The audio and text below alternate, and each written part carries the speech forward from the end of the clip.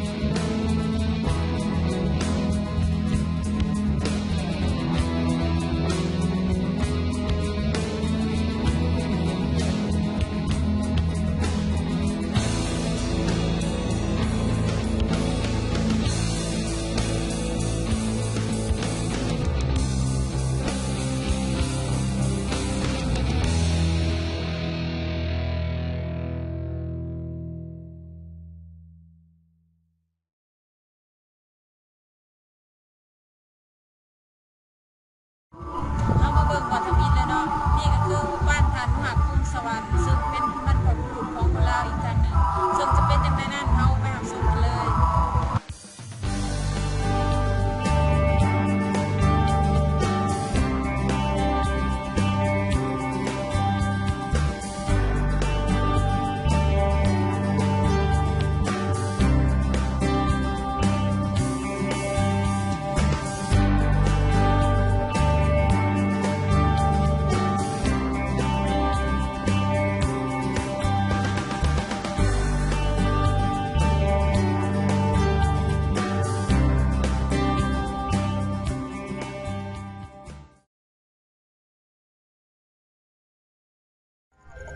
นี่แบนบอร์ดสถานที่เป็นโซนมาเลยออกกำลังกายเนาะ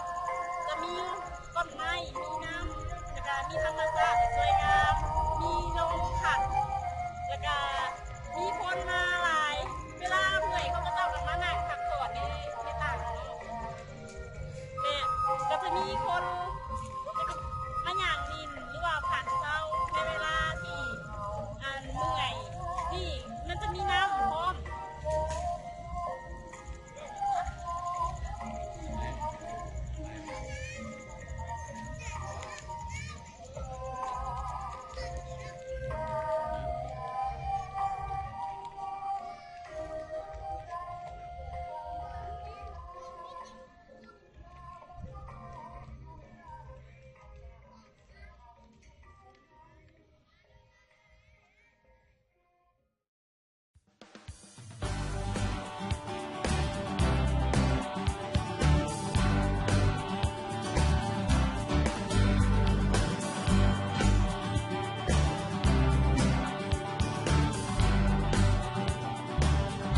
เอา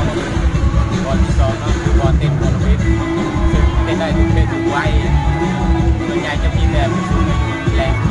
พนักงานเป็นอะไรในส่วนที่เราเต้นได้เลยเนาะ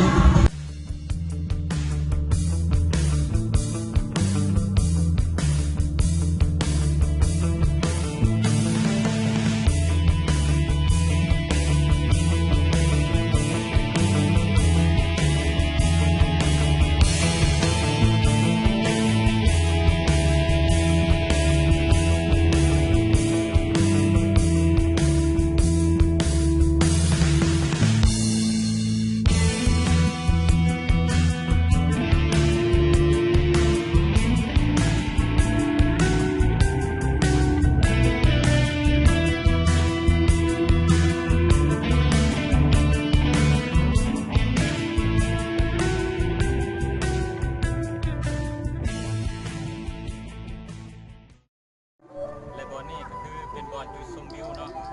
ซึ่งเป็นสถานที่ติดกับแม่น้ำคลองซึ่งทางนั้นก็คือ ไทยประเทศเปิดบ้านเอาเองและเป็นบอลเอามาเป็นตะเวนตกดินเนาะและน้ำกรองที่หลายบางและธรรมชาติที่สวยสดงดงาม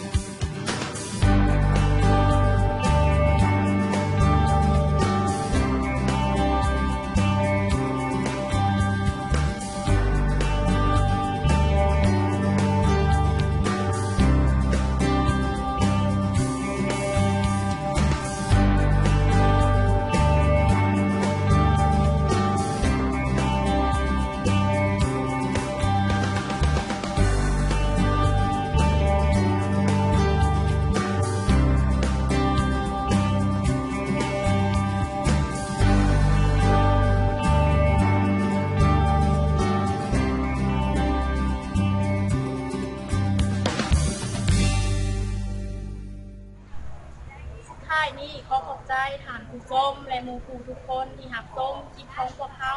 ตั้งแต่ต้นจนจบและขอกล่าวคำว่าสบายดี